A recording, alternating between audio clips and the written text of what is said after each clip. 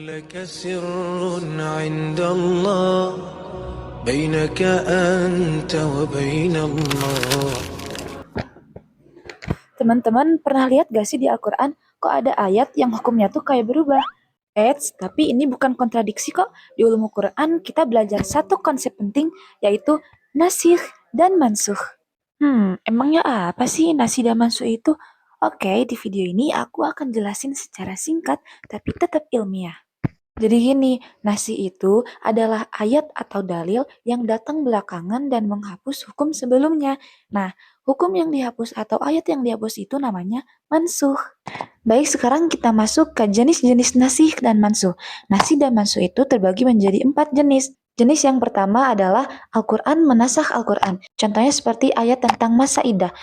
Jadi pada awalnya masa idah bagi wanita yang ditinggal wafat oleh suaminya itu 1 tahun.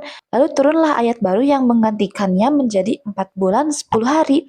Di sini kita bisa lihat bahwa ayat yang datang menggantikannya yaitu nasikh dan ayat yang sebelumnya dihapus dinamakan mansuh. Jenis yang kedua adalah sunnah dinasah oleh Al-Quran. Jenis kedua ini hukum yang awalnya ditetapkan oleh sunnah kemudian diganti oleh Al-Quran. Contohnya seperti arah kiblat.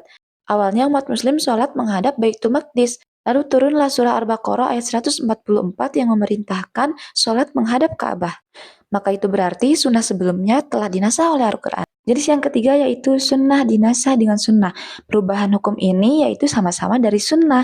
Contoh yang paling terkenal yaitu tentang ziarah kubur. Awalnya Nabi melarang umatnya untuk ziarah kubur, kemudian Nabi memperbolehkannya. Lalu jenis yang terakhir yaitu Al-Quran dinasah dengan sunnah. Perlu dicatat bahwasanya jenis keempat ini ulama berbeda pendapat, akan tetapi mayoritas termasuk Imam Syafi'i mengatakan bahwasanya sunnah itu hanya menjelaskan Al-Quran, bukan untuk menghapus.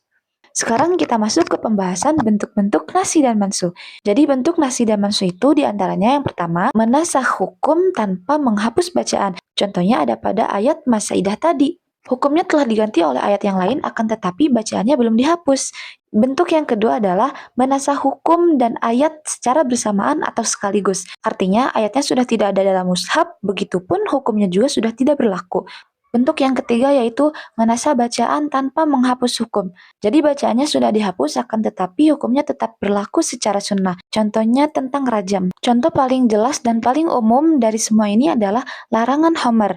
Khamar itu tidak dilarang secara langsung akan tetapi melalui 3 fase tahapan. Yang pertama, awalnya belum dilarang, hanya dikatakan sebagai minuman yang baik.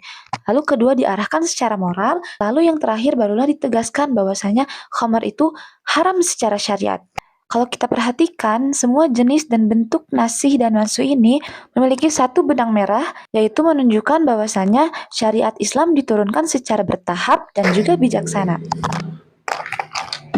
Jadi kesimpulannya, nasih dan mansuh itu membantu kita memahami bahwasanya Al-Quran itu tidak bertentangan, akan tetapi saling melengkapi sesuai dengan konteks turunnya wahyu.